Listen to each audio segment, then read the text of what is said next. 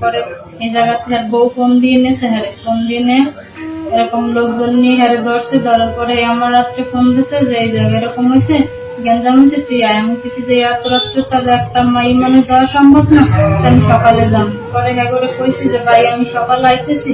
পরে হ্যাঁ অনেক মারধর করছে, করার পরে আমি কইছি যে ঠিক আছে আমি সকালে আম। পরে আমি সকালবেলা যাই বিদায় আবার হিরে মারছে আমার সামনে, যে মারতেছে কান্দাকাটি করতেছে, আমি শুনতেছি।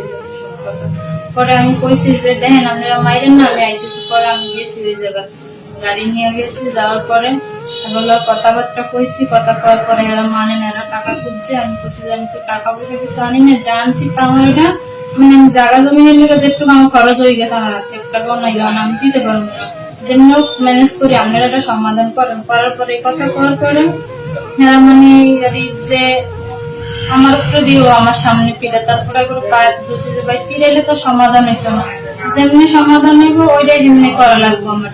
পরে আমি হ্যাঁ করার পরে কতক্ষণ বয়ে রয়েছি, আমি গাড়িওয়ালার আবার আমার বাড়িতে পাঠাইছি আমার শ্বশুরের নেওয়ার লিগে। পরে আমার শ্বশুর আর যায় নাই, গাড়িওয়ালার টাকা নিতে পারিছে, 10,000 টাকা ম্যানেজ করে নিয়ে গেছে। যাইতে পারে না, এর আগেই মানে হেরা আমার জামাইরে মানে মাইকের করে দোকানে লয়ে গেছে চা খাইতে লেগে।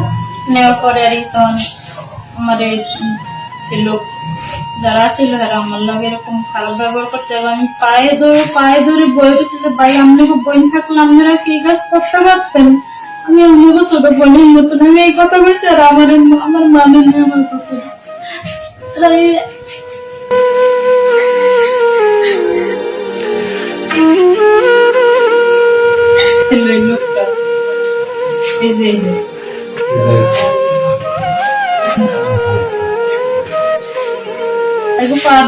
ভাই আপনারা আমার লাগে এই কাজ করেন না, আপনার ছোট বোনের মতন, কিন্তু আর আমার এই কাজ মানে নেই, আমার লাগে অত্যাচার করছে।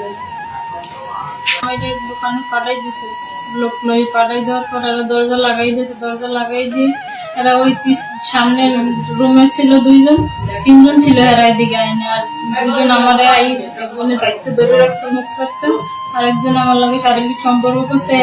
হ্যাঁ আছে, আবার হ্যাঁ আমি পাত ধরছি, আমার কথা মানে না, আবার হ্যাঁ উঠে গেছে, আবার ওই লোকের পাঠাই ওই লোককে আবার যাই ধরছে। আমি কইছি যে আমি ছোট বোন যদি থাকতাম আপনারা এই কাজ করতে পারতেন, আমার এটা করলে তোমার জামাইটা আমরা সাইডে দেবো।